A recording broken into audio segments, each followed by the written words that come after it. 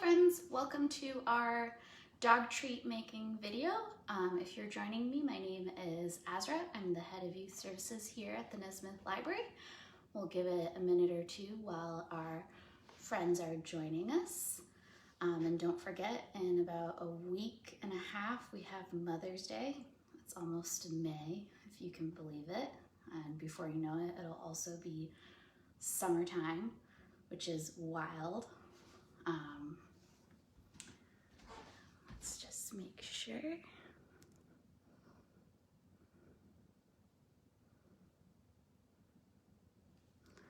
Okay. Awesome. So if you're joining us, we're doing dog treats here. And we're gonna first start off with the carrot and cheese biscuits. And so we are doing first dog treats.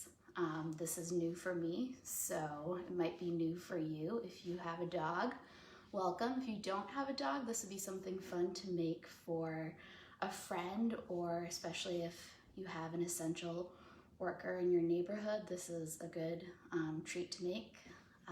Again, I'm Azra. I'm the head of youth services at the Nesmith Library. Thank you for joining us. And so we're gonna start with the dog treat that is just carrot and cheese biscuits. So we have some shredded carrots here, and it's just something simple. And you've just got shredded carrots, and you can do the store-bought ones. I made it myself. I pre-shredded it so you didn't have to watch me shred half a cup of carrots by myself. And so you just put it in here. We'll start with the wet ingredients first. And then we'll do a little bit of virgin olive oil. I myself have a dog. He is a 1.5, almost 2-year-old cattle dog. If you yourself have a dog, feel free to comment with a picture. I would love to see your dog. And then we are gonna do, let's see, we'll do some cereal. So I did some Chex Mix. The recipe, which I'll post a picture of, calls for just regular brand cereal, not the Raisin brand, nothing fancy. And if you're joining us, my name's Azra. And so we'll dump it in here. And then we will add some baking powder. And as you can see, I sprinkle it in. If you're an exact measure, that's okay. You'll get the exact measurements, I promise. And so sprinkle that in. And kind of shake it. And then we do some cheese.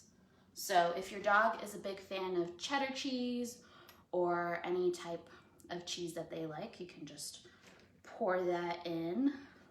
I also like to sprinkle it. So I'm using, you can use any kind of baking dish, but I myself am using actually a donut pan. And it's fun because you can kind of put it there so it sort of bakes on top. And then kind of put that all together. Gonna do that and mix together, and you add some water as needed. So it's gonna kind of look almost like bread, between cookie and bread mix. And I myself have 5 pets right now. I have 2 rabbits, 2 cats, and a dog. So plenty of animals to go around. So if you have pets, feel free to comment in the comments. And then you kind of keep mixing that. Now it's gonna look kind of interesting. You can sort of keep mixing it.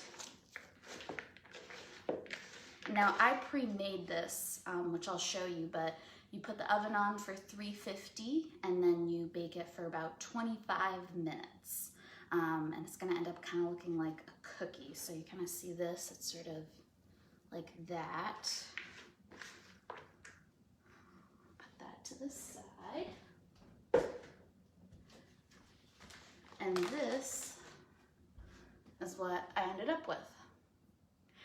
actually post in the comments, I gave it to my dog to try and see what he would do. And he seemed to like it. So, and he's a picky eater. He does not usually like bananas or apples or any sort of thing. So it's pretty interesting. I'm gonna put that there. And then the next one that we're gonna do is a peanut butter pumpkin treat. And dogs obviously love pumpkin and they love peanut butter, so do humans. So we're gonna use our bowl. Actually, we'll put this out first. So I'm using just your regular kind of tray right here. I put some parchment down, paper down, and put some olive oil.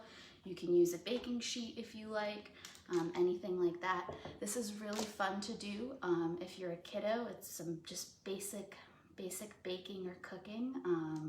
It's really hard to mess it up. It's a lot of fun, and it's fun to see if your dog likes it. I had a friend who gave me a book a couple of years ago of dog treats, so I decided that, see how it works. I'm gonna just use this empty container right here and pour flour. So you're gonna use about 2.5 cups of flour. I used whole wheat flour. I'll just keep that.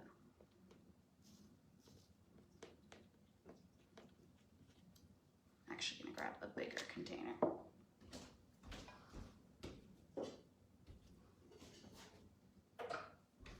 All right.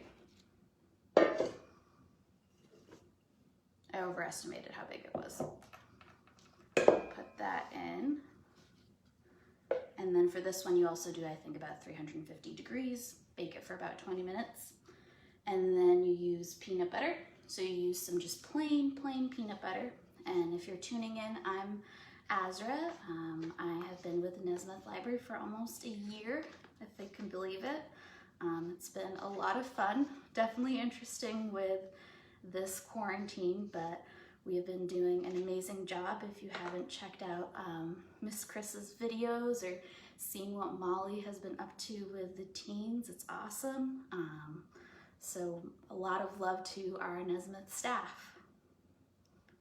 So gonna put that in. And then pumpkin, go ahead and use plain pumpkin. You don't have to use the organic, just make sure you don't use pumpkin filling because that has nutmeg in it, and nutmeg is not good for dogs. It can actually cause episodes. So what you want to do is grab a spoon, put that in,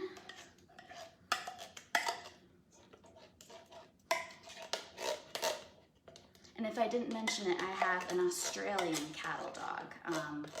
He is called a blue heeler, and they're called blue heelers because they nip sheep to keep them moving, and he's definitely a biter, so we've had to teach him not to bite, which is easier said than done. And one of the things we've did is kind of treat him with peanut butter so he learns to lick instead of biting. So you kind of mix that in, mix. And again, not an exact science, super easy. And then you put in a little bit of cinnamon. We didn't know if our dog was gonna like this or not, but he does. And again, I'll be posting the videos of his reactions to this, which was pretty funny because I don't think he had had pumpkin before. So I was kind of hoping he would like this. I'm just gonna keep mixing. And then we add some baking powder. Just a little sprinkle. Again, I'll be posting the recipes, so don't worry. Again, I'm not an exact science person. Mix that. And then for the last part, you just kind of, you can use a spoon or your hands. You kind of pour the water in and just kind of wash it. And you sort of want that cookie consistency. So what you're gonna do at the end is you can just take it in spoons and just put clumps out on your pan right here. And then let me show you sort of the final product. And it looks just like this, just like a cookie. It probably wouldn't taste too good, but you as a person probably could try it yourself.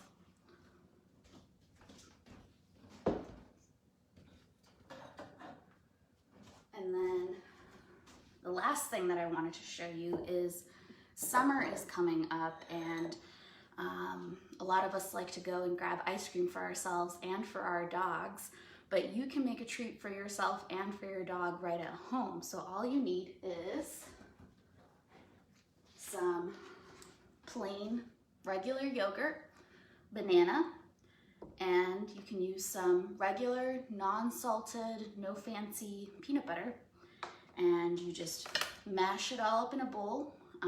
The recipe that I'll post uses about 4 cups of yogurt, 3 to 4 bananas, and about half a cup to a cup of peanut butter, which is a lot, but it's for an ice cube tray. I used a muffin pan because I have a bigger dog, but you can use whatever you like. And then you put it in mix it with some water, put it in the freezer. You can use popsicle sticks, but I just stuck it right in the freezer. Make sure, I didn't do this, but make sure to grease it because it's a lot easier to pop it out instead of waiting for it to melt. And so this is what I have for today. I'm happy to post the recipes, post a picture of the book. Don't forget that we have Hoopla. Hoopla has a ton of cookbooks that I myself have been using. I've been reading The No Meat Athlete because I like to try a lot of vegan, vegetarian recipes. There's a lot of books on there that don't count against your Hoopla download, so make sure to check that out. There's a ton of graphic novels as well. If you are a child who has a library card at Nesmith, and if you don't, this is also for the little ones. Make sure to check out our scavenger hunt. There's a lot of fun things on there. And of course, on Friday, we will be having a live story time with me and our favorite llama character. So make sure to tune in for that. And if you have any questions, don't hesitate to email me. Have a wonderful day and enjoy the good weather that we will hopefully be having. See you soon.